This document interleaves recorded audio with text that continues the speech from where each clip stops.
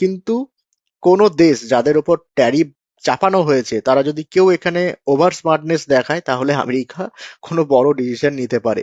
So এই ধরনের একটা থ্রেট তিনি করেছেন এবং তার ফলেই ইউএস মার্কেটে যে নেগেটিভ সেন্টিমেন্টটা কালকে ক্রিয়েট হয়েছিল সেটা লক্ষ্য করা গেল এবং তার একটা ক্যাসকেডিং ইম্প্যাক্ট আমাদের ভারতীয় মার্কেটেও লক্ষ্য করা গেল।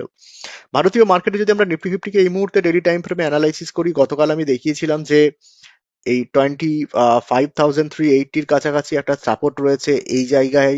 এর আগেও কিন্তু নিফটি ফিফটিকে আমরা পেয়েছি এই ফেব্রুয়ারি মাসের মধ্যেই এবং সেখান থেকে একটা রিকভারি আজকেও লক্ষ্য করা গেল। আজকে গ্যাপ ডাউন ওপেনিং এর সাথে শুরু করছে নিফটি ফিফটি এবং গ্যাপ ডাউন হওয়ার পর আরো কিছুটা কারেকশন করছে এবং 1.12% কারেকশনের সাথে আজকে সেশন শেষ করছে।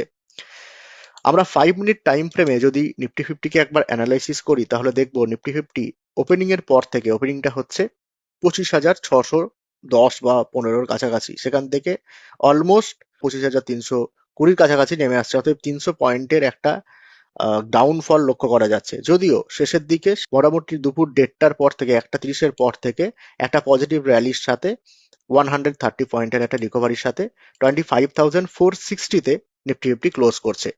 25,460 নিফটি ফিফটির অ্যাকচুয়াল ক্লোজিং এবং ওয়েটেড যে ক্লোজিংটা সেটা 25,424-এ এসেছে।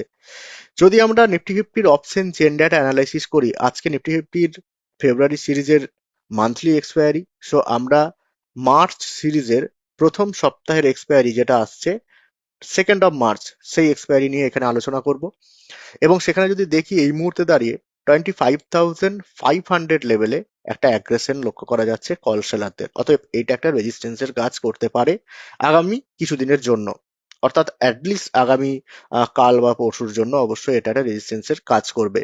ফলোড বাই 25,600 লেভেল এবং 25,700 লেভেলগুলো কিন্তু রেজিস্ট্যান্সের কাজ করবে।